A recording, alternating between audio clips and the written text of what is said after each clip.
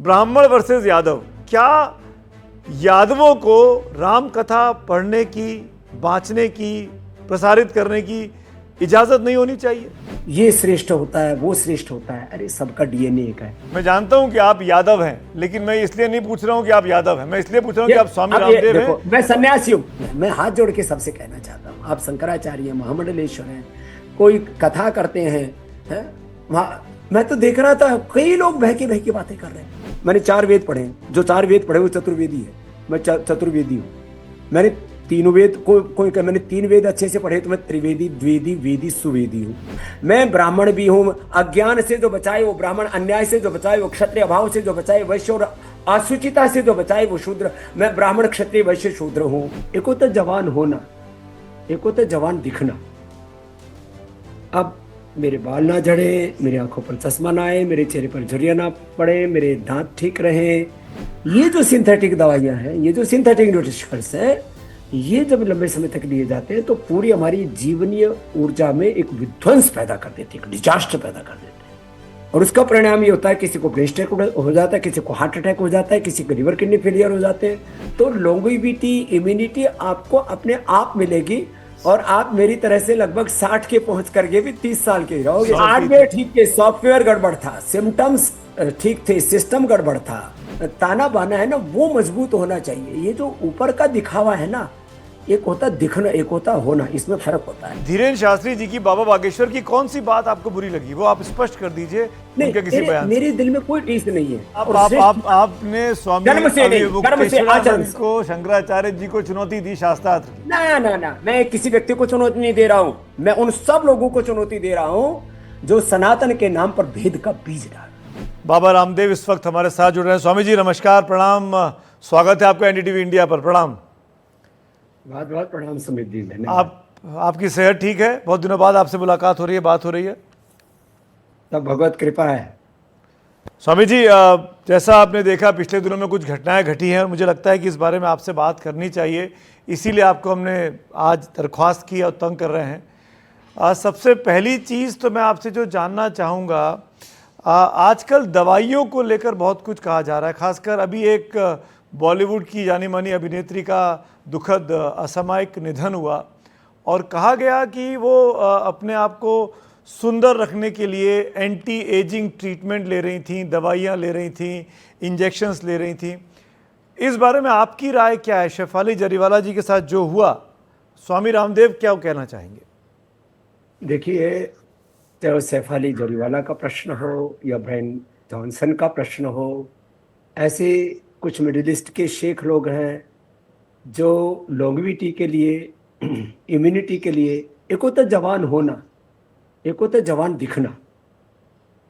अब मेरे बाल ना झड़े, मेरी आंखों पर चश्मा ना आए, मेरे चेहरे पर झुर्रियां ना पड़े, मेरे दांत ठीक रहे, और इंटरनल ऑर्गन्स के बारे में भी सोचते तो हैं, मेरा लंग, मेरा हार्ट, लीवर, किडनी, पेनक्रियास, हड्डियां सब अच्छे रहें, उसके लिए एक डिसिप्लिन भी तय करते हैं। लेकिन उसमें जो साधन अपनाते हैं वो सिंथेटिक दवा और सिंथेटिक न्यूट्रास्यूटिकल्स। हमारी बॉडी में सेल्स है ना, एक सेल मेमोरी होती है। 1,96,08,13,126 वर्षों पुराना इस सृष्टि का कालखंड है, उसकी सेल मेमोरी हमारे इन स्किन, ब्लड, बोन, ब्रेन के सेल्स में है। तो हमारे शरीर को अनुकूल पड़ती है प्रकृति, जड़ी बूटियां, जो भी मनुष्य का नैसर्गिक आहार, ये जो सिंथेटिक दवाइयां हैं, ये जो सिंथेटिक न्यूट्रिशंस हैं, ये जब लंबे समय तक लिए जाते हैं तो पूरी हमारी जीवनीय ऊर्जा में एक विध्वंस पैदा कर देते हैं, एक डिजास्टर पैदा कर देते हैं। और उसका परिणाम ये होता है, किसी को ब्रेन स्ट्रोक हो जाता है, किसी को हार्ट अटैक हो जाता है, किसी को लिवर किडनी फेलियर हो जाते हैं, और पूरे शरीर में, जिसको कहते हैं ना, भूकंप कहो, बाढ़ कहो, उपद्रव कहो, ये सब होने लगते हैं। तो मैं सबसे आह्वान करूंगा जी, आप स्वामी रामदेव को देख रहे हो, आप भी मुझे लगभग 25 सालों से जानते हो, भाई स्वामी रामदेव आपके सामने है। कभी एक सिंथेटिक दवाई नहीं, कोई सिंथेटिक न्यूट्रास्यूटिकल नहीं, कोई किसी प्रकार का, बल्कि हम तो आहार बहुत सूक्ष्म लेते हैं। एक बार खाना खाते हैं, लगभग 20-25 सालों से तो फलाहार ही करते हैं। तो जितना कम खाते हैं, सात्विक खाते हैं, योगाभ्यास करते हैं, प्रसन्न रहते हैं, जीवन का एक संतुलित दृष्टिकोण रहना चाहिए, तो लॉन्गेविटी इम्यूनिटी आपको अपने आप मिलेगी, और आप मेरी तरह से लगभग 60 के पहुंच करके भी 30 साल के ही स्वामी जी, रहोगे। ये मेरी बायोलॉजिकल ये सारी दुनिया देख सकती है। आज शायद आप पहली बार अपनी उम्र का खुलासा कर रहे हैं कि आप 60 साल के आसपास हैं। मैं सवाल ये पूछने ही वाला था कि शेफाली जरीवाला जी की उम्र तो 42 साल थी, सिद्धार्थ शुक्ला 40 साल का था, बॉडी बिल्डर था, शरीर सौष्ठव था, जिम करता था, फिट दिखता था। और शेफाली जी के बारे में भी ये कहा जा सकता है कि बिल्कुल फिट दिखती थी, उनको किसी तरह की कोई बीमारी कम से कम देखने पे पता नहीं चलती थी। हार्डवेयर ठीक थे, सॉफ्टवेयर गड़बड़ था, सिम्टम्स ठीक थे, सिस्टम गड़बड़ था। तो ये हमारा स्ट्रक्चर, करेक्टर, हार्डवेयर, सॉफ्टवेयर, जो एक होता दिखना, एक होता होना। तो अंदर से हमारा जो ताना बाना है ना, वो मजबूत होना चाहिए। ये जो ऊपर का दिखावा है ना, एक होता दिखना, एक होता होना, इसमें फर्क होता है। बहुत तो बड़ी बात आप कह रहे हैं, दिखना और होना। मैं ये इसीलिए स्वामी जी आपसे पूछना चाहता हूं कि क्या कोई प्रकृति को हरा सकता है? क्योंकि एक चीज तो निश्चित है और वो है मृत्यु।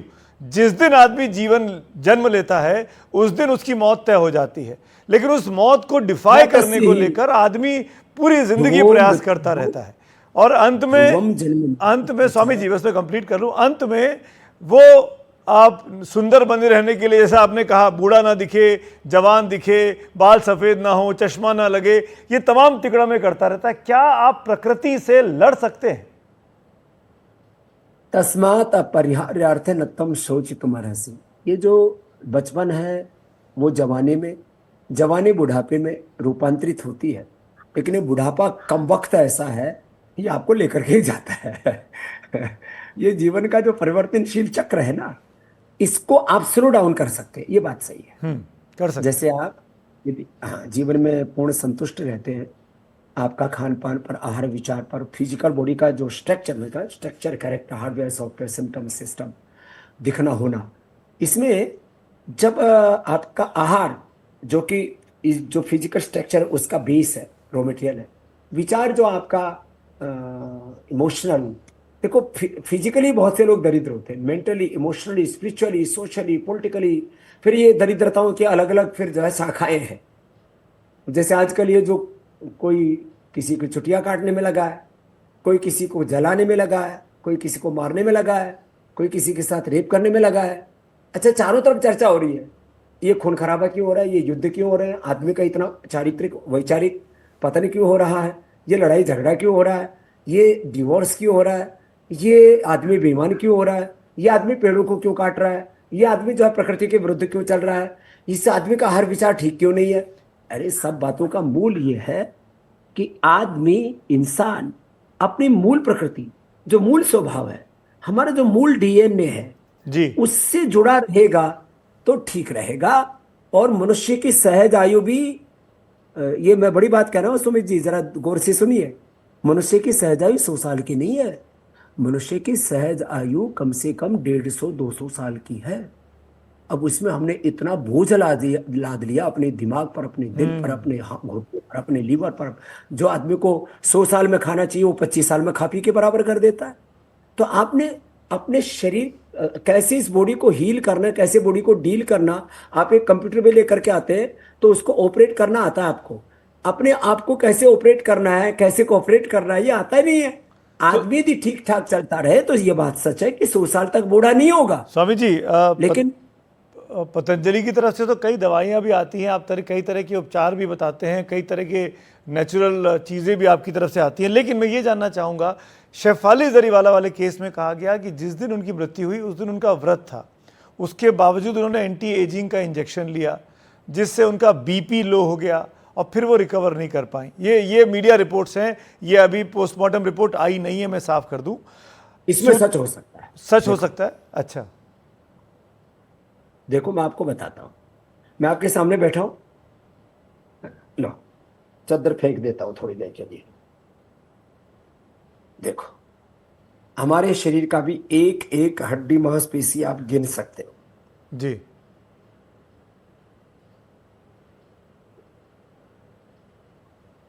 जी, मैंने भी 40 दिन का उपवास किया, और 40 दिन का उपवास किसके साथ? नारियल पानी के साथ।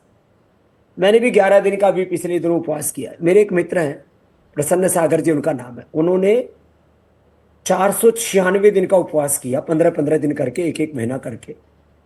और 550 दिनों में 30 बार टॉयलेट गए, 30 बार तो लघु शंका के लिए, 20-25 बार शायद टॉयलेट के लिए गए, और कोई दिक्कत नहीं हुई। इसका एक तरीका है उपवास कैसे करना। निर्जला उपवास करने का भी तरीका है। जिस दिन निर्जला उपवास करना होता है उस दिन पहले दिन फलाहार करें, नमक मीठा मिर्ची मसाले ना खाएं। कोई नहीं तो आपको आप पानी नहीं पिएंगे तो सुबह से शाम तक डिहाइड्रेशन हो जाएगा, आपको यूटीआई की प्रॉब्लम हो जाएगी, बहुत दिक्कत में आ जाएंगे। तो उपवास भी एक विज्ञान है, आहार भी एक विज्ञान है, जीवन एक विज्ञान है। तो आप अपने आप को, अपने बॉडी को, अपने, अब देखो मैंने तो कोई जिद नहीं किया है, लेकिन टोले शोले हमारे कोई कम है क्या? लेकिन हमारे जो टोले शोले हैं वो टूटे भी नहीं। लोग उनके मसल्स टूट जाते हैं, देखने में ऊपर से ऐसे इधर उधर से दिखाते हैं शरीर को। इसलिए मैं कहूंगा ये जो अति है ना, चाहे वो व्यायाम में अति है, आहार में अति है, उपवास में अति है, दवाइयों में अति है, जो है मैं यही आपसे ये पूछना सब अति छोड़नी पड़ेगी। मैं यही आपसे पूछना चाह रहा था, ये जो आजकल के बच्चे हैं, युवा हैं, खासकर जो ग्लैमर इंडस्ट्री में है, बॉलीवुड में है, ये तमाम लोग जब जिम जाते हैं तो प्रोटीन का सेवन करते हैं, बाहरी कुछ कुछ चीज़ें लेते हैं। ये लोग, जैसे कि शेफाली जरीवाला ने खुद कहा कि वो एंटी एजिंग ट्रीटमेंट करा रही हैं। मैंने कुछ वीडियोस देखे हैं जिसमें एक्ट्रेसेस अपने चेहरे पर इंजेक्शन लगवाती हैं कि झुर्रियाँ ना पड़ें, केमिकल शरीर के अंदर जाता है। ये सब चीज़ें कितनी हानिकारक हैं? बोटॉक्स की इंजेक्शन से लगाती हैं, केमिकल पीलिंग करवाती हैं, फिर इधर उधर कुछ कहीं का इधर उधर का मांस कहीं इधर उधर फिट करवाती हैं प्लास्टिक सर्जरी करवाते हैं। तो देखो, आदमी के होठ, मेरे होठ मोटे मोटे दिखे, मेरे चेहरा ऐसा दिखे, यहाँ से फिर ये चमड़ी खिंचवा करके कान के पास बंधवाते हैं, फिर आर्टिफिशियल हेयर लगवाते हैं। चलो बिग बिग तो ठीक है, उसमें कई को तो परमानेंट सिर में दर्द हो जाता है। ये सारी देखो, आप नैसर्गिक जीवन जियो। और देखो, मैं कोई प्रदर्शन की दृष्टि से, आत्मश्लाघा की दृष्टि से नहीं कह रहा हूं। 50 साल से मैं योगा अभ्यास कर रहा हूं और बहुत संतुलित आहार लेता हूं। सामाजिक आर्थिक राजनीतिक दृष्टि से आपने खूब देखा है, बड़े बड़े संघर्ष भी हमने झेले हैं। उसके बाद भी कभी अकेलापन नहीं, कभी सोनापन नहीं, कभी खालीपन नहीं, कभी जीवन में जैसे कहते हैं ना, कोई असंतुष्टि नहीं, सहजता के साथ जी रहे। क्या दिक्कत है? यानी अगर आप प्राकृतिक और नैसर्गिक रहें, मूल तरीकों को अपनाएं, डाइट पे कंट्रोल करें, व्यायाम करें, योग करें, वॉक करें, बाहर के चीज़ों का शरीर के अंदर ज़बरदस्ती इंजेक्ट ना कराएं या सेवन ना करें, तो भी आप स्वस्थ रह सकते हैं। छेड़छाड़ मत करो, छेड़छाड़ मत करो जितना जितना आप छेड़छाड़ करेंगे उतना नुकसान का खतरा बढ़ जाता है, और ये हमने आज कई सारे लोगों के साथ देखा है। और ये तो केवल हम बात वो कर रहे हैं स्वामी जी, जो आदमी आर्टिफिशियल चीज़ें लेता है, और ये आज की तारीख में जो मानसिक तनाव है, दबाव है इस जीवन का, जीवन की आपाधापी का, इस कॉम्पिटिटिव वर्ल्ड का, इस मैनेजमेंट की दुनिया का, वो एक अलग तनाव है जीवन में। हाँ देखो, सबसे बुरा असर पड़ता है हमारी सोच का। 1 सेकंड के 1,00,000वें हिस्से में ब्रेन के सिग्नल स्थूल सूक्ष्म कारण शरीर नम मनोमय प्राणमय विज्ञान में कोष अष्ट चक्र नवद्वार 72,72,10,201 नाड़ियां 37 ट्रिलियन सेल्स तक पहुंच जाते हैं मेरे भाई। 2,400 किलोमीटर लंबा हमारा रेस्पिरेटरी ट्रैक है। हम एक श्वास भरते हैं तो पूरा शरीर ऑक्सीजन से फुलफिल हो जाता है। 2,400 किलोमीटर लंबा रेस्पिरेटरी ट्रैक, उससे जुड़ा हुआ 1,00,000 किलोमीटर लंबा सर्कुलेटरी ट्रैक, उससे एनर्जाइज हो जाता है। और ये 99% बॉडी ऑटोनॉमिक सिस्टम पर चलती है। हमारे कहने से हाथ पैर ऊपर नीचे उठते हैं, बाकी लीवर किडनी ब्रेन पूरा अंदर का सिस्टम पूरा 99% ऑटोनॉमिक अपने आप काम कर रहा है। हम सो रहे, हम जाग रहे हैं, हम होश में, हम बेहोशी में, नशे की स्थिति में, तो भी वो काम करता है। तो मीन्स ये जो प्राकृतिक व्यवस्था है ना, 99%, इसको कहते हैं प्रकृति का विधान, भगवान का विधान। मैं हमेशा 3 चीजें कहता हूं। एक, देश में देश का संविधान, आध्यात्मिक दृष्टि से हमारा सांस्कृतिक विधान, वेद विधान, सनातन संविधान, और स्वास्थ्य के लिए प्रकृति का संविधान। इसका अतिक्रमण नहीं करोगे तो सुखी रहोगे। देश एक के चीज संविधान के खिलाफ जी चलोगे तो कहीं ना कहीं गच्चा खाओगे। देश के सनातन जो संविधान है, जो एक शाश्वत सत्य हैं, उनका आप अतिक्रमण करोगे तो फिर जन्म जन्मांतरों के लिए आप गड्ढा खोदोगे। और प्रकृति का विधान तोड़ोगे तो बीमार होकर के, रोगी दुखी लाचार होके, दरिद्र होके, शरीर से, इंद्रियों से, मन से, विचार से, वाणी से, व्यवहार से, स्वभाव से, आचरण से दरिद्र होकर के जियोगे। हमारे अष्टविध दारिद्र्य का है। ये जी दरिद्रता किसी के जीवन में नहीं देखना चाहता। मैं आगे बढ़ूं उसके पहले इस विषय पर एक सवाल और लेना चाहता हूं। जब जब बच्चे जवान होते हैं तो शरीर के लिए केयरलेस हो जाते हैं, जो मन में आता है करते हैं, जैसे चाहते हैं रहते हैं। जब बुढ़ापे की ओर अग्रसर होते हैं तब उनको लगता है कि नहीं, हमको तो जवान दिखना है, चश्मा नहीं लगाना है, बाल काले करने हैं, शरीर मजबूत होना चाहिए। जब सही उम्र होती है तब आप अपने शरीर को नहीं सुनते हैं। जब उम्र की शरीर के हाथ से निकलने लगती हैं चीज़ें तब आप शरीर पर बोझ डालते हैं। ऐसे लोगों को जो 40वें 50वें साल की उम्र के पड़ाव पर आ गए हैं और फिर वो रिवर्स गाड़ी चलाना चाहते हैं, उनके लिए 3 या 4 नुस्खे बताइए। एक, बच्चों को 3 से 5 साल तक चीनी, मैदा, सफेद चीनी, सफेद मैदा, सफेद आटा, सफेद चावल, सफेद तेल बच्चों को 5 जहर से बचाना चाहिए। अच्छा 3 से 5 साल तक बच्चों को चीनी, मैदा और ये तमाम तरह के junk food, fast food, chocolate, biscuit, ice cream, ये 5 साल तक के बच्चे को नहीं लेने चाहिए। एक बात। जवानों को, जवानी में इतना जोश, इतना जुनून, इतनी ताकत होती है, उसको पता ही नहीं कि तू कभी बूढ़ा भी होगा। जवान कोई नहीं सोचता कि वो बूढ़ा, और बूढ़ा आदमी कहता है कि ये ऐसा बुढ़ापा पल्ले पड़ा है तो छोड़ ही नहीं रहा पीछा, अब इसको रिवर्स गियर लगाओ। तो जवानी में आदमी को होश नहीं खोना चाहिए। हम भी जवान होकर के ही आज 60 साल के हुए हैं, हमने भी जवानी देखी है, लेकिन हम अपने जवानी पर पानी नहीं फेरा, अर्थात जवानी में मनमानी नहीं की। तो इसलिए हमारे यहाँ कहता है गुरु शास्त्र गोविंद की मानो।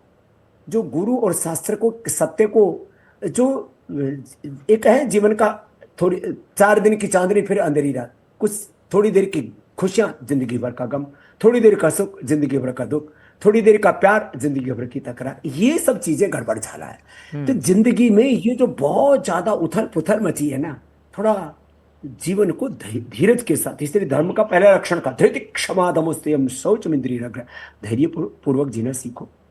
थोड़ा परिणाम सोचो। मैं 2 ही बातें कहूंगा। परिणाम सोच करके काम करो।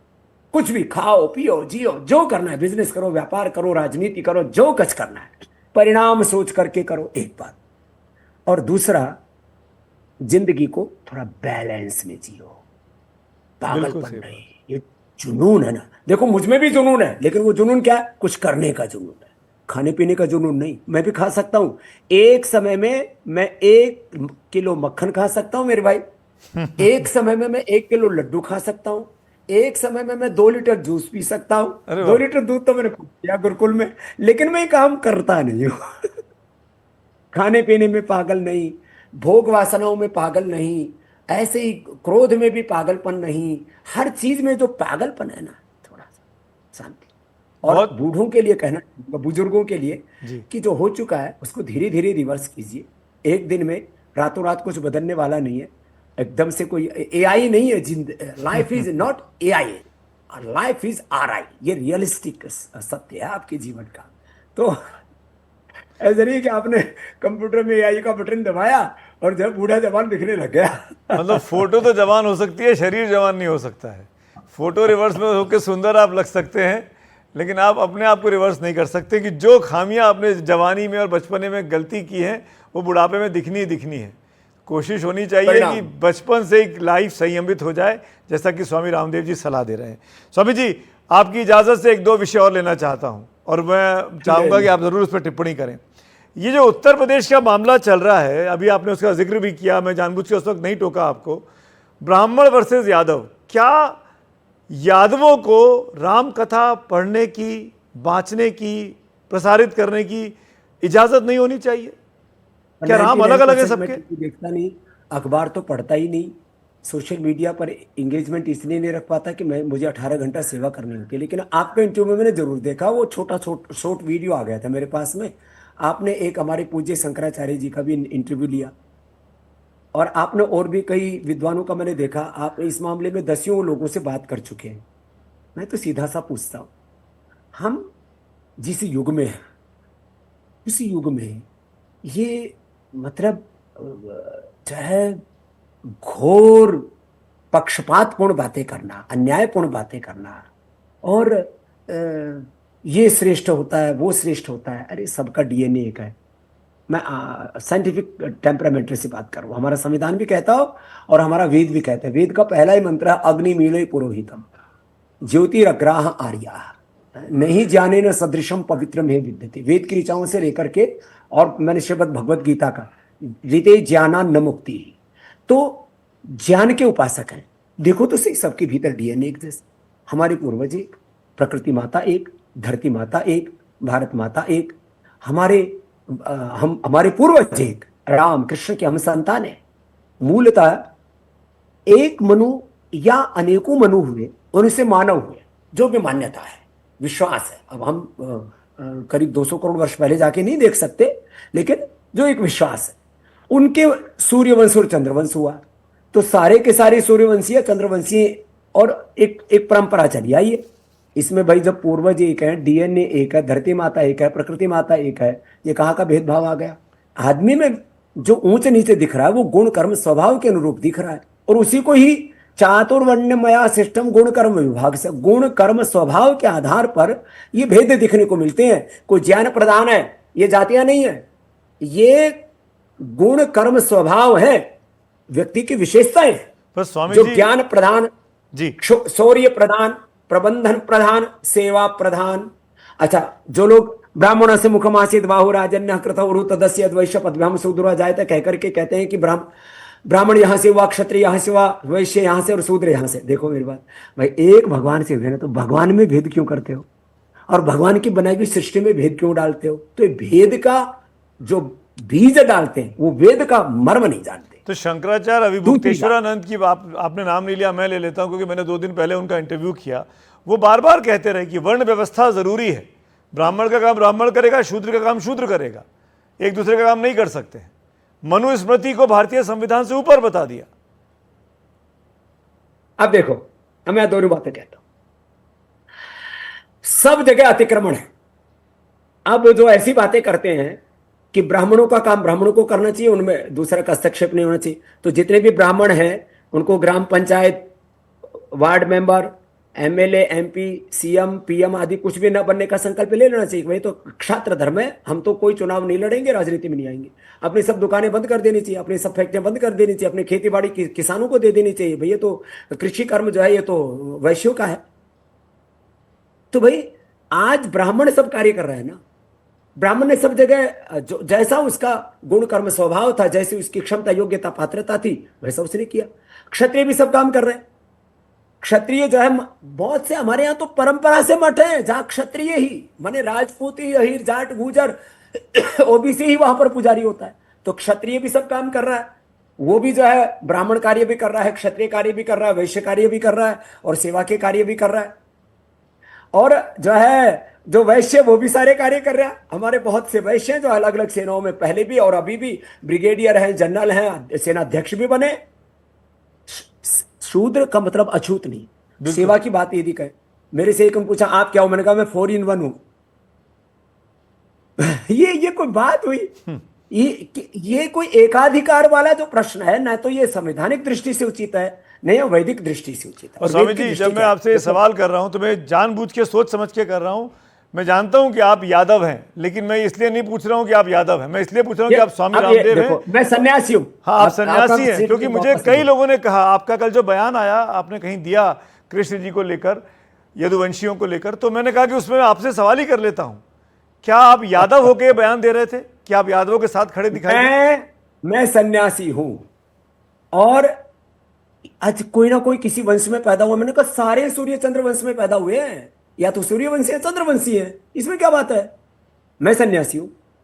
मैं दूसरी बात में एक और कहता हूं, अध्यात्म की दृष्टि क्या है आप छोड़ो।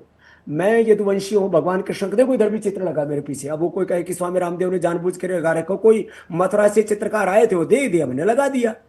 मैं तो अपने भीतर ही राम कृष्ण हनुमान शिव को देखता हूं, ये मेरी वैदिक दृष्टि है। रामोहम कृष्णोहम शिवोहम आत्माहम शुद्धोहम, मैं सच्चिदानंद स्वरूप आत्मा हूं।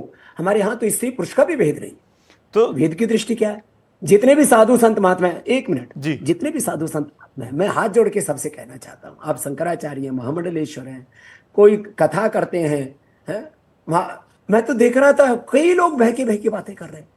अरे हमारे वेद में तो कहा एकत्वम अनुपश्यत, यस्तु सर्वाणि भूतानि, ईशोपनिषद और ऋग्वेद यजुर्वेद का 40वां अध्याय, यस्तु सर्वाणि भूतानि आत्मा एव अभूत विजानत तत्र को मोह कः शोक एकत्वम अनुपश्यत।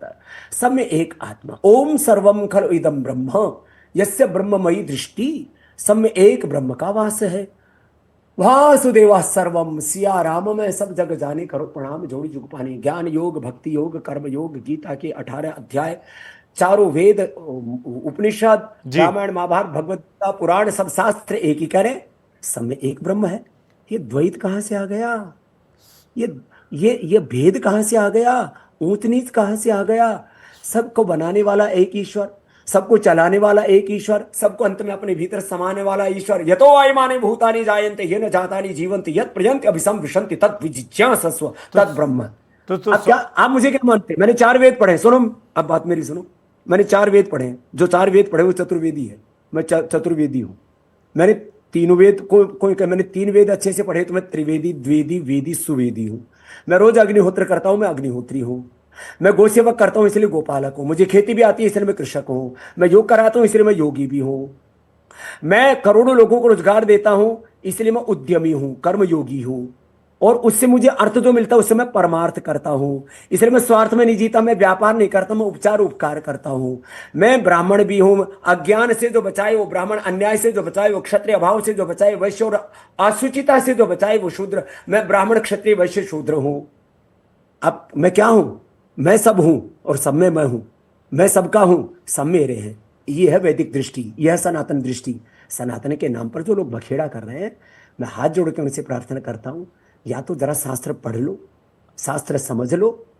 मैंने कृषक परिवार में जी, और आप जिस वंश की बात कर रहे हो, मैंने भगवान के वंश में भी पैदा होकर के मैंने वेद पढ़े, मैंने शास्त्र पढ़े और मैंने सनातन को जिया है। एक बात लास्ट, सुमित जी, ये जो तमाम तरह के लोग ऊंची नीची बातें कर रहे हैं ना, मैं किसी का को भी हर्ट नहीं करना चाहता।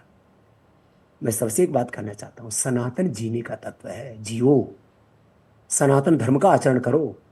एक भी ब्राह्मण बीड़ी, सिगरेट, शराब, मांसाहार, दुराचार, व्यभिचार ना करे, ये ब्राह्मण धर्म है। यदि कोई अपने आपको कहता मैं तो ब्राह्मण हूं। एक भी क्षत्रिय किसी को सताए नहीं, एक भी वैश्य किसी का हक न मारे, बेईमानी ना करे, और एक भी जिनको शूद्र वर्ग कहा जाता है वो शुचिता से जिए, उसके जीवन में कोई अशुचिता ना हो। किसकी बात कर रहे हो आप? आचरण की बात करो। धारणात धर्म, धर्म उसको कहते हैं जो धारण किया जाए। अब इसके नाम पर कुछ लोग इधर उधर, मैं भी आपने जो बातें की स्वामी जी, वो हमारा धर्म, संश्रुतेन गमे मही। श्रुति क्या है? सब नर करें परस्पर प्रीति, चले स्वधर्म, निरत श्रुति नीति। यह है श्रुति। आपने बिल्कुल ठीक बातें की हैं, लेकिन जिनको बुरी लगनी थी वो बुरी लग चुकी होंगी। ये क्लिप भी घूमेंगी, ये इसकी भी वायरल रील बनेंगी और वो स्वामी शंकराचार्य जी तक भी पहुंचेंगी। जिनको जो कहना है कहते रहेंगे, मुझे उसकी चिंता नहीं है। मुझे उसकी चिंता नहीं है। मुझे कमेंट्री में देने पड़े, नहीं, जो है ना, स्वामी जी सुनिए, स्वामी जी हाथ जोड़ के दरखास्त कर रहा हूँ, कतई इरादा नहीं है कि आपस में बंटवारा हो। हम सब जब साथ मिलकर रहेंगे तभी तो 2047 का सपना पूरा होगा, विकसित भारत का जो हम लोग सपना देख रहे हैं। जब लड़ते रहेंगे आपस में तो क्या होगा? मैं कह रहा हूं, मैं ये जानना चाह रहा हूं, आपने तमाम शंकराचार्यों, महामंडलेश्वरों से अपील कर ली, एक अपील और कर दीजिए कि जिन गांव में जाके उन कथावाचकों के साथ जाती हुई प्रताड़ना हुई, उनके बाल काटे गए, उनकी नाक रगड़ाई गई, उनसे पूछा गया, उन लोगों से भी अपील कर दीजिए जिन लोगों ने कानून अपने हाथ में लिया। ये आपस में ना, ये प्रतिशोध नहीं, वैरेण वैराणी प्रशम्यन्ति कदाचन, ये हमारे शास्त्र का वचन कह रहा हूं। हमने भी सामाजिक, आर्थिक, राजनीतिक बहुत संघर्ष किए, लेकिन किसी को बदले की भावना से हमने प्रताड़ना नहीं की। तो अब ठीक है, भगवान के कर्मफल, न्याय व्यवस्था पर, देश की कानून व्यवस्था पर, देश के संविधान पर हमको विश्वास है। आपस में ये मनमुटाव, आपस में एक दूसरे के प्रति गाली गलौज, बहिष्कार, अरे बहिष्कार करो ना, बुराइयों को करो ना, बीड़ी सिगरेट का करो, शराब का करो, बैर का करो, भेदभाव का करो, विदेशी कंपनियों का करो, जो देश को लूट रही है उनका करो। अच्छा देखो, सनातन के ऊपर आक्रमण कोई सनातन विरोधी करे, गजवाए हिंद वाले करे, या इधर उधर वाले जो देश को इस्लाम में, ईसाइयत में, कम्युनिज्म में और दूसरे तीसरे साम्राज्यवाद, पूंजीवाद में, कैपिटलिज्म में, एक कई तरह के जो है साम्राज्यवाद, पूंजीवाद, आधिपत्यवाद है, उनमें जो लपेटना चाहते, अरे वो सनातन का विरोध विदेशी ताकतें करें, सनातन का विरोध जो धार्मिक दृष्टि से, सांस्कृतिक, वैचारिक, सैद्धांतिक दृष्टि से हमसे सहमत नहीं है वो लोग करें, बात समझ में आती। आपस में फिर विरोध क्यों कर रहे हो भाई?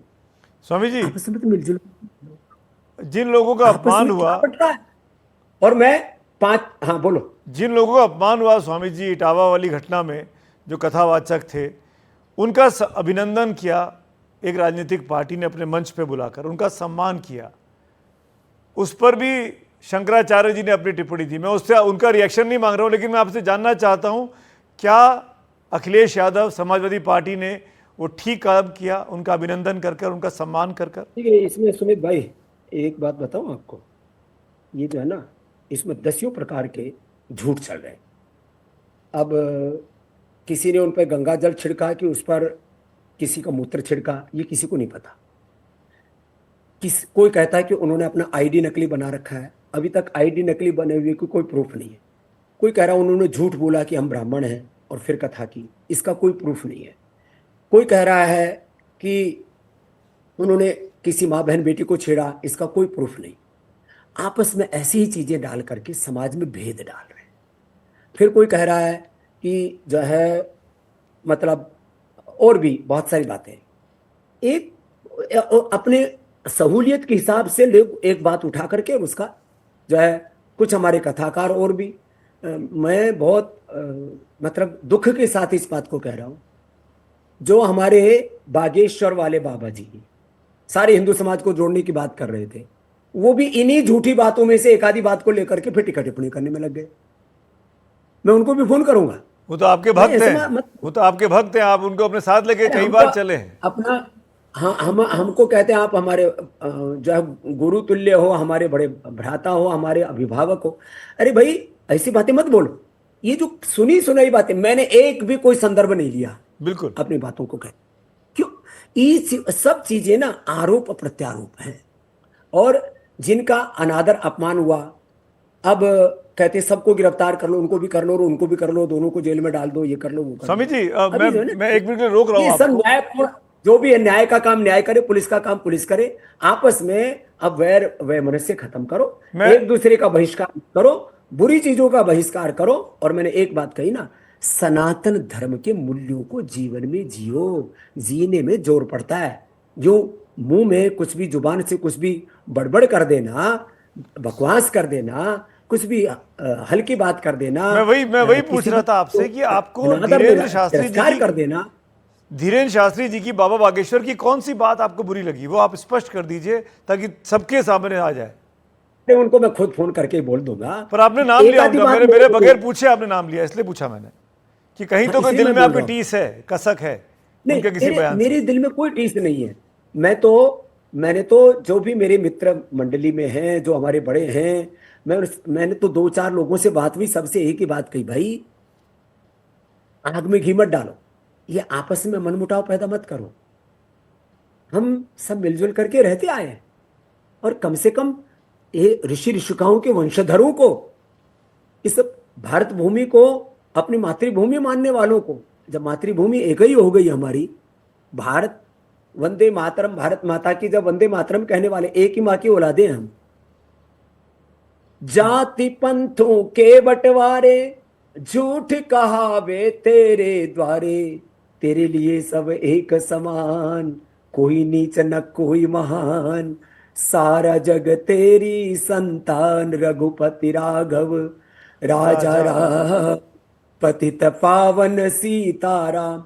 अच्छा देखो, विचित्र बात है, कुछ लोग ना टीका टिप्पणियों में कह रहे ब्राह्मण सर्वश्रेष्ठ होता है। जब ब्राह्मण सर्वश्रेष्ठ है और पूजते हैं क्षत्रिय को, भगवान राम को पूजते, भगवान कृष्ण को पूजते, तो ब्राह्मण सर्वश्रेष्ठ है। मैं भी कह रहा हूं, मैं तो कहता हूं ब्राह्मण भी सर्वश्रेष्ठ है, क्षत्रिय भी सर्वश्रेष्ठ है, वैश्य भी, शूद्र भी सर्वश्रेष्ठ है। किससे? आचरण से। लो, बिल्कुल ठीक। ये बात मतलब ये दम्भ है ना, ये दम्भ जो है ये इससे कोई श्रेष्ठ नहीं हो जाता। आचरण से श्रेष्ठ बनो भाई। जाति वर्ण समुदाय वर्ग इसके नाम पर जो भेद डाल रहे हैं। एक बात और कह देता हूं, देखो कुछ एक एक वाक्य उन्होंने जो है मध्यम मार्गी बोला हमारे शंकराचार्य जी ने, जी कि एक है वर्णवादी, एक है आधुनिकतावादी, मैं दोनों को सम्मान करता हूं, ऐसा बोले। अब मैं इसमें एक बात और जोड़ता हूं, कोई शास्त्र के अनुरूप जीवन जिए ना, तो शास्त्र को अपने ढंग से मत व्याख्या करो। शास्त्र के अनुसार तो मैं भी जीता हूं, लेकिन मैंने शास्त्र को समग्रता से देखा है। तो शास्त्र को जो समग्रता से देखेगा ना, वो कभी जातिवादी नहीं हो सकता। वो कभी किसी को घृणा नफरत तो कर ही नहीं सकता। भेदभाव ऊंच नीच की दृष्टि तो आ ही नहीं सकती उसमें। शास्त्र में मर्यादाओं का वर्णन, जो वर्णाश्रम धर्म है ना, जिसके ऊपर बहुत प्रकार का भ्रम फैला रहे हैं कुछ लोग, वर्णाश्रम धर्म पूरा का पूरा आचरण से जुड़ा हुआ है, चित्त से जुड़ा हुआ है, चेतना से जुड़ा हुआ है, चरित्र से जुड़ा हुआ है। वो हमारे जो है दैवी संपद, श्रीमद् भगवद गीता में कहा दैवी संपद वाले बनो। अभयम सत्व संसुद्धि ज्ञान योग व्यवस्थिति दानम दमस्य यज्ञस्य स्वाध्याय तप आर्जव अहिंसा सत्यम क्रोध त्याग शांति पैशुनम दया भूतेश लोलुप्तम मार्दो मरीर चापलम तेज क्षमा धृत शोचम अद्रोह नातिमानिता भवंती संपदम दैवीम अभिजातस्य भारत। ये दैवी संपद का जो आचरण करता है ना, वो है सनातनी। और जो इसका आचरण नहीं करता, जो बातों में भी गुस्सा करता है, जो दूसरों को नीचा बताता है, अपने को श्रेष्ठ बताता है, तो दूसरों को निकृष्ट बोल रहा है, वो सनातनी नहीं हो सकता शास्त्र की दृष्टि से। क्या और मैं सारे प्रमाण के साथ बोले, मैं सबके साथ शास्त्रार्थ करने के लिए तैयार हूं। जो अपने आप को सनातनी कह करके भेदभाव ऊंच नीच की जो बातें कर रहे हैं, किसी को ऊंचा किसी को नीचा बता रहे हैं, निकृष्टता और श्रेष्ठता आपने स्वामी जन्म से नहीं, कर्म से, आचरण अवधूतेश्वरानंद को, शंकराचार्य जी को चुनौती दी शास्त्रार्थ की। ना ना ना, मैं किसी व्यक्ति को चुनौती नहीं दे रहा हूं, मैं उन सब लोगों को चुनौती दे रहा हूं जो सनातन के नाम पर भेद का बीज डाल रहे ओके। हैं। वेद के नाम पर भेद मत करो। वेद कहता मित्र से चक्षुषा सर्वाणि भूतानि समीक्षन्ताम तो क्या संगच्छध्वम संवदध्वम, ये वेद मंत्र बोल रहा हूं मैं। संगच्छध्वम संवदध्वम समो मनांसि जानताम देवा भागम यथा पूर्वे संजानाना उपासते समानो मनः।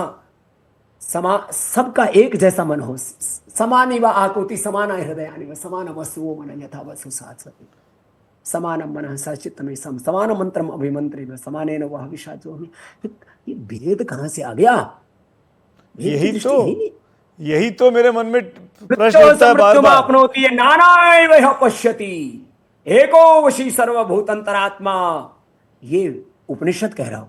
वेद दर्शन उपनिषद रामायण महाभारत भगवत गीता ब्राह्मण ग्रंथ और सारे स्रोत स्मार्थ सब मैं आपको प्रमाण दे सकता हूं। मैं पढ़ा लिखा सन्यासी हूं, सुल्फा पीने वाला गांजा पीने वाला भगड़ी नशेड़ी सन्यासी नहीं हूं, भेदभाव करने वाला जातिवादी सन्यासी नहीं हूं। मैं इसीलिए बोल रहा हूं, आप समानता की बात कर रहे हो, विधान और संविधान, समान वाला विधान संविधान। इस संविधान से बड़ा मनुस्मृति को बता दिया जाता है, संविधान से बड़ा किसी और कोई अपनी किताब को बता देता है। तो क्या चलेगा देश में? संविधान चलेगा, मनुस्मृति चलेगी? देखो, लोकतंत्र चलेगा संविधान से, हमारा आंतरिक जीवन की जो शुचिता है वो चलेगी। सांस्कृतिक संवैधानिक जो हमारा विधान है ना, वो हमारा सनातन विधान कहो, वेद विधान कहो। अब इसमें शास्त्र, अब इसमें भी देखो दो पक्ष है। एक तो शुद्ध रूप से मैं आपको बता रहा हूं, विशुद्ध रूप से। मैंने महर्षि दयानंद को भी पढ़ा है, स्वामी विवेकानंद जी को पढ़ा है, आदि शंकराचार्य जी को भी पढ़ा है, गुरु रामानंदाचार्य को, रामानुजाचार्य को और मध्वाचार्य जी को। आचार्यों में थोड़ा थोड़ा एक वैचारिक लोकतंत्र है, लेकिन सिद्धांत सनातन शाश्वत सत्य में कोई नहीं। तो बात क्या आई? वैचारिक लोकतंत्र तो रहना चाहिए।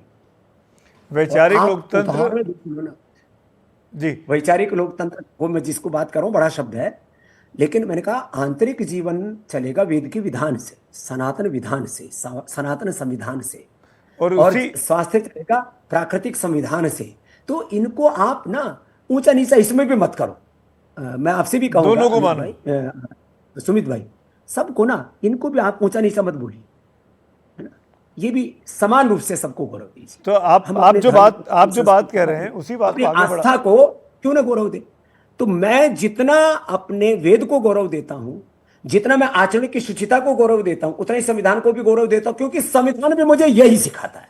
ठीक, उसी संविधान को लेकर भी एक विवाद शुरू हुआ है। मैं अगले टॉपिक पे आ रहा हूं। संविधान में सेक्युलर शब्द क्यों जोड़ा गया इंदिरा गांधी के ज़माने में, उसको हटाने की ज़रूरत है। आरएसएस की तरफ से बयान आया, बीजेपी के और बड़े नेता बोल रहे हैं, सरकार से जुड़े बड़े बड़े बड़े पद पर बैठे हुए लोग बोल रहे हैं। आपकी क्या राय है?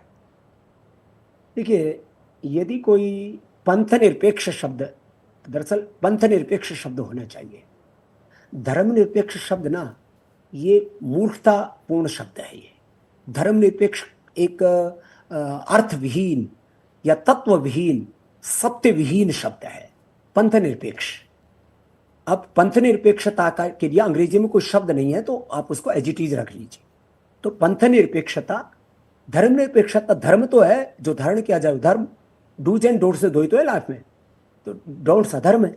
तो पंथ निरपेक्ष शब्द जो है ये उचित है शास्त्र की दृष्टि से, सनातन की दृष्टि से, राष्ट्रीय एकता अखंडता संप्रदाय की दृष्टि से, और भारत की जो प्रकृति है उसकी दृष्टि से। जितना तो संविधान मैं समझता हूं और मैंने पढ़ा है स्वामी जी, वो संविधान तो पूर्णतः सेक्युलर है। अगर आप उसको पंथ निरपेक्ष कह लीजिए, धर्म निरपेक्ष कह लीजिए, उसमें वो शब्द जोड़ने की आवश्यकता थी। अंग्रेजी में शब्दों का टोटा है सुमित भाई। आपको तो मैंने जो है, मैंने आपके 4-5 साल पहले आपके ट्वीट्स देखे हैं, रोज एक शब्द लिखते थे आप। आज भी लिखता हूं। शब्दों के टोटे वाली भाषा को मत प्रयोग कीजिए। मैं वही कह रहा हूं। मैं इस सवाल के मूल में जा रहा हूं स्वामी जी। स्वामी जी, मैं इस सवाल के मूल में जा रहा हूं। इस सवाल के मूल में जा रहा हूं कि सुनिए ना, पूरी की पूरी संविधान जो है हमारा, वो तो सभी को ध्यान में रखकर बनाया गया। इतने लंबे विमर्श के बाद बना, तो उसमें उस शब्द को प्रियम्बल में जोड़ने की जरूरत थी क्या? परम अवाप्स्य था, सर्वभूत हिते रता, सर्वे भवन्तु सुखिनः, यो मां पश्यति सर्वत्र सर्वं च मयि पश्यति, तस्याहम न प्रणश्यामि सच में न प्रणश्यति। मैंने आपको सारे उदाहरण दे दिए। वेद भी समानता की बात करता है, संविधान भी समानता की बात करता है। संविधान की मूल आत्मा है समानता, एकता और सबको अवसर। इसके आधार पर किसी के साथ भी सामाजिक, आर्थिक, राजनीतिक रूप से कोई भेदभाव नहीं, अन्याय नहीं, किसी का शोषण नहीं, सबको पूर्ण स्वाधीनता। और पूर्ण स्वाधीनता की बात कर रहा है हमारा शास्त्र, पूर्ण स्वाधीनता की बात। वहां पर कोई किसी भी प्रकार की कोई गुलामी नहीं, न वैचारिक गुलामी, न भावनात्मक गुलामी, न आर्थिक गुलामी, न सामाजिक, न राजनीतिक गुलामी। ईशोत्तोर्जेत्वा वायुस्थदेव, पूरा मंत्र है, मां भस्ते न ईशत। हाँ, सब प्रकार। मैं तो आपको एक एक वाक्य आप बोलते जाओ, मैं उसका वेद दर्शन उपनिषदों को उदाहरण दे दूंगा आपको। बिल्कुल नहीं, मैं आपसे शास्त्रार्थ कर ही नहीं सकता हूं। सामाजिक न्याय की आप बात जिस लेवल पे हैं, मैं उस लेवल के 1% पर भी नहीं हूं। आप वेद पुराण उपनिषद पढ़े हुए व्यक्ति, हम लोग नहीं पढ़े हैं, मैं ईमानदारी से कह रहा हूं। लेकिन मैं तब भी एक चीज़ जानना चाहता हूं, क्योंकि हमको बहुत लोग देखते हैं, फॉलो करते हैं, आपके बड़े बड़े अनुयायी हैं, प्रशंसक हैं, आलोचक भी होंगे दुनिया में। लेकिन मैं ये जानना चाहता हूं, ये जो वक्फ का कानून लेकर आई है सरकार, वक्फ कानून में संशोधन कर दिया गया है और कहा जा रहा है कि वक्फ की ज़मीनों का बेजा इस्तेमाल हो रहा था, उस संपत्तियों को लाने के लिए कानून ज़रूरी है। अब मामला सुप्रीम कोर्ट में चला गया है, आप क्या कहेंगे? वह भी एकाधिकार वाली बात है, वो भी एकाधिकार वाली बात है। ये जो एकाधिकारवाद है ना, ये ठीक नहीं। एकाधिकारवाद ये अहंकार का पोषक है, और अहंकार से, शोषण से यही फिर अन्याय, सामाजिक, आर्थिक, तो एकाधिकार कौन किया, किसने किया वक्फ वाले मामले में? सरकार ने? वक्त वाले नहीं, इसमें क्या है, कुछ ताकतवर लोग हैं ना इस्लाम में, वो चाहते हैं कि उनकी सत्ता को कोई चुनौती ना दे, उनकी सत्ता बरकरार।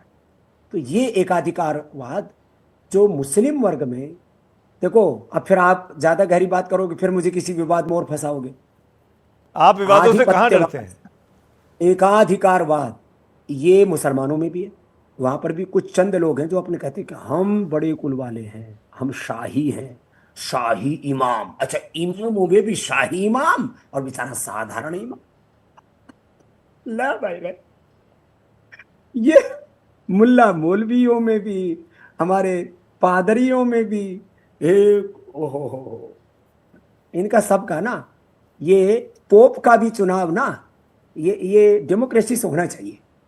ये अलग अलग जितने भी हिंदुओं में, सनातनियों में, मुसलमानों में, ईसाइयों में, सब में ये तो कहते ना कि हम इस देश के सबसे बड़े धर्मगुरु हैं, तो वोटिंग करवा लो चलो।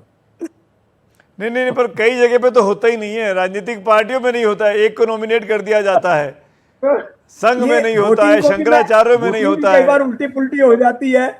फिर उसमें लोग ईवीएम का, पर्ची का सवाल उठाने लगते हैं, कहते हैं ये पढ़ा लिखा है, ये कम पढ़ा लिखा है, उनको खरीद लिया, उनको बेच लिया, सब जगह घपलेबाजी है। लेकिन एक बात है, देखो एक चीज तो है ना, आचरण की शुचिता, जीवन की श्रेष्ठता, पवित्रता तो किसी से कोई छुपती नहीं है ना। तो ये मेरे कानून लाख आलोचक, तो ये कानून लाख जरूरी है। आलोचक होंगे, वो भी एक बात तो कहते हैं, काम तो बाबा अच्छा ही कर रहा है, बाकी कुछ उसके विचार हैं, उससे हम ऐसा बताएं। तो ये कानून जरूरी था वक्फ के संशोधन का, आपको लगता है? ऐसे ही कानून होने चाहिए जहां इक्विलिटी की बात हो, एकता, समानता, स्वाधीनता, न्याय, equality, justice, oneness, harmony. These are the basic values of our constitution. तो ये these are the Swami ji बहुत अच्छी बात आपने की। ऑफ आवर आपने सनातन संस्कृति आपने विकास। मुस्लिम के संविधान के वक्फ के कानून में तो बदलाव कर दिया, पर मंदिरों को लेकर कुछ नहीं कहा, मंदिरों की संपत्तियों को लेकर कुछ नहीं कहा। कोई जाने माने जानकार हैं, उनका यह कहना है कि यूनिफॉर्म सिविल कोड की आवश्यकता है, समान नागरिक संहिता होती, सबके लिए एक जैसे कानून बन जाते, सबके लिए एक ही तरह की संपत्तियों के कानून होते। आप सहमत हैं? अब देखो ये मामला बड़ा गहरा है। हर साल 1 लाख करोड़ रुपए से ज्यादा मंदिरों का पैसा राजनीतिक लोग लेकर के बैठ जाते हैं। अब एक तरफ कहते हैं हम तो सेक्युलर है और हमारा धर्म से कोई लेना देना नहीं, धर्म धर्म की प्रकृति के अनुसार चलेगा, ठीक है। तो भाई धर्म का फिर पैसा तुम क्यों लेते हो? भगवान का पैसा गौशाला में, धर्मशाला में, विद्यालय में, संस्कृति के उत्थान में, संस्कृत के उत्थान में, दीन दुखियों के कल्याण में, वो अपने आध्यात्मिक मूल्यों की प्रतिष्ठापना के बड़े बड़े अनुष्ठान हैं, उनमें लगना चाहिए ना। तो ये मंदिरों का पैसा लेके क्यों बैठते हैं राजनेता? और माफ करना, मैं किसी के प्रति भेदभाव की दृष्टि से नहीं कह रहा हूं, ये मंदिरों का चढ़ावा का पैसा लगभग लगभग सभी राजनीतिक दलों ने इसको कब्जाया है। बड़ा इल्जाम लगा रहे हैं आप, हेडलाइन देके जा रहे हैं। इल्जाम कहाँ लगाया मैंने? किसी पर जवाब दो। इल्जाम उसको कहते हैं जो झूठी बात कही जाए। मैंने आरोप किस पर लगाया? नहीं, आपने नाम नहीं लिया, पर आप आपने देखो पत्रकार हो, मैं आपके एक एक शब्द को पकड़ूंगा, शब्द ब्रह्म होता है। बिल्कुल बिल्कुल पकड़िए, हम तो पब्लिक डोमेन में इसीलिए हैं कि हमारी गलतियों को सुधारें आप, हमको गलती मानने में तो भी आरोप दिक्कत नहीं नहीं लगा है। है, हकीकत में नहीं, नहीं पर आपने बताई। ये बड़ी गंभीर बात की है कि जो चढ़ावा आता है वो राजनीतिक पार्टियां, जिस तरीके से आप बोल रहे हैं उसका, हाँ मैं बोल रहा हूं, उसके ऊपर बोर्ड बना देते हैं, फिर उस बोर्ड में क्या होता है वो सबको पता है। बिल्कुल। कुछ जगह जो मंदिर प्रबंध समिति है उसमें भी अव्यवस्था है, और कुछ जगह सरकार की तरफ से भी जो व्यवस्थाएं चल रही हैं, वहां प्रबंधक बैठा दिया जाता है, उसकी तरफ से भी अव्यवस्था है। इसकी बहुत ही विवेकपूर्ण व्यवस्था होनी चाहिए, धर्मपूर्ण व्यवस्था होनी चाहिए, न्यायपूर्ण व्यवस्था होनी चाहिए। कम से कम जो सनातन धर्म के मंदिर हैं, उनके सनातन धर्म के मंदिरों का पैसा सनातन धर्म के जो मूल सिद्धांत है, मूल रीति नीति है, मूल परंपराएं, उनकी प्रतिष्ठा के लिए खर्च होना चाहिए। एक आखिरी मुद्दा और उसके बाद मैं आपका समय नहीं लूंगा, और ये मामला जिस भाषा में हम और आप बात कर रहे हैं, मैं हिंदी को लेकर बात करना चाहता हूं। हिंदी भाषा पर बंबई में, महाराष्ट्र में विवाद हो गया, और जो वैकल्पिक बनाई गई थी हिंदी भाषा को पढ़ाने के लिए तीसरी भाषा के तौर पर, उसको भी सरकार ने ऑर्डर जारी कर वापस ले लिया। देवेंद्र फडणवीस साहब की सरकार ने, बीजेपी की सरकार ने। अब महाराष्ट्र में हिंदी की क्या स्थिति है आज की तारीख में आधिकारिक तौर पर, यह मुझे नहीं पता, इस पर आपकी टिप्पणी। देखिए, पूरे देश को एकता के सूत्र में बांधने के लिए सारे लोकमान्य गंगाधर तिलक जी से लेकर के, जो महाराष्ट्र में, जिन्होंने कहा था कि स्वराज्य हमारा जन्मसिद्ध अधिकार है, और भी महाराष्ट्र के जितने भी स्वातंत्र वीर, सावरकर जी से लेकर के सब ने, और हमारे संघ के बहुत बड़े महापुरुष हुए बहुतों ने, और महर्षि दयानंद से लेकर के स्वामी विवेकानंद जी से लेकर के, और जितने भी महापुरुष हैं सब देखो, एक समय तो था संस्कृत पूरे राष्ट्र को एक सूत्र में बांधे हुई थी, हमारी पाली और प्राकृत भाषा जितने भी थी। फिर संस्कृत ने राष्ट्र को एक सूत्र में बांधा, संस्कृति ने बांध के रखा। अब हिंदी जो है वो एक हमारी राष्ट्रभाषा, वो तो एक संवैधानिक उसको दर्जा मिला हुआ है, उसको पूरे देश में गौरव होना ही चाहिए। बाकी अपनी जितनी भी हमारी भारतीय भाषाएं उनको भी समान रूप से गौरव होना चाहिए। तो ये जो त्रिभाषा का फार्मूला है, जिसमें राष्ट्रभाषा, हमारी मातृभाषा और फिर अंग्रेजी से लेकर के कोई भी विदेशी भाषा, तो ये इस त्रिभाषा फार्मूले के ऊपर बहुत विचार विमर्श हुआ है। इसके ऊपर मुझे लगता है गंभीरता से कार्य हो। तो त्रिभाषा फॉर्मूला देश के लिए, जनता को जोड़े रखने के लिए, विकास के लिए, अंतर्राष्ट्रीय स्तर पर पहचान बनाने के लिए एक मुद्दे और महत्वपूर्ण बहुत चीज है ना, सामाजिक आर्थिक राजनीतिक मुद्दे हैं, हेल्थ के, एजुकेशन के, और भी राष्ट्र की प्रगति के इतने मुद्दे हैं। बस लास्ट आपका तो लास्ट हो गया, मेरी भी एक लास्ट सुनो जी। देश को आने वाले 5 वर्षों तक ना कम से कम 5 बातों पर सर्वाधिक ध्यान देना चाहिए। सब लोग सुबह सुबह योग करें और दिन में 8 से 18 घंटा, 8 घंटा, 12 घंटा, 16 घंटा, 18 घंटा काम करें। खेती में, बिजनेस में, व्यापार में, विधायिका, कार्यपालिका, न्यायपालिका में, जिससे कि अपने देश की करेंसी की वैल्यू डॉलर, पाउंड और यूरो के मुकाबले हम उसके मुकाबले ला सकें। देश के सब लोगों को आपसी भेदभाव, मनमुटाव, ऊंच नीच, ये बड़ा वो बड़ा, सब एक समानता की बात करते हुए सबको आपस में जोड़ने की बात होनी चाहिए। और सबको सब प्रकार के इन वैचारिक, सामाजिक, राजनीतिक उपद्रवों से दूर रह करके इस बात के लिए काम करना चाहिए कि सारे समाज में ऐसी समरसता आ जाए कि कोई भी धर्मांध शब्द थोड़ा गलत अर्थ में प्रयोग हो गया। धर्म तो अंधा होता नहीं है, जो मतांध है, या मैं कहूंगा कि जो बौद्धिक रूप से दिवालिया लोग, किसी भी प्रकार के कोई मजहबी लोग, राजनीतिक लोग समाज को तोड़ ना सके, ऐसी चेष्टा सब भारतीयों को करनी चाहिए और सबको एक लक्ष्य रखना चाहिए। हमारा स्वप्न है आने वाले 2047 तक ऐसा विकसित राष्ट्र जो आर्थिक दृष्टि से ही नहीं, आध्यात्मिक, वैचारिक, सांस्कृतिक दृष्टि से भी दुनिया की सबसे बड़ी शक्ति बने। कोई भेदभाव, ऊंच नीच यहां पर ना रहे। तो आध्यात्मिक और आर्थिक शक्ति संपन्न राष्ट्र, न आध्यात्मिक दरिद्रता और न आर्थिक दरिद्रता, सब प्रकार की संपन्नता, स्वस्थ, समर्थ, संगठित, विकसित भारत परम वैभवशाली राष्ट्र बने। मैं भी महान बनूं आचरण से, मेरा भारत भी महान बने, ये मेरा। आप भारत माँ के लिए गीत गाते हैं, उसी नोट पर खत्म कर देना चाहता हूं। हाँ, ये तो है। देश के लिए जिए, समाज के लिए जिए, ये धड़कने, ये श्वास हो मातृभूमि के लिए। एक एक एक दिव्य ज्योति से असंख्य दीप जल रहे, कौन लो बुझा सके आंधियों में जो जले। तेज पुंज हम बढ़े तमस चीरते हुए, ये धड़कने श्वास हो मातृभूमि के लिए।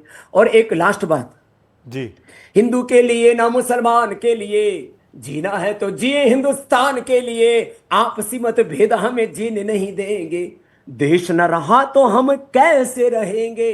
सोचना है हमें हिंदुस्तान के लिए, एक है लहू का रंग पहचान के लिए। जीना है तो जिए हिंदुस्तान के लिए।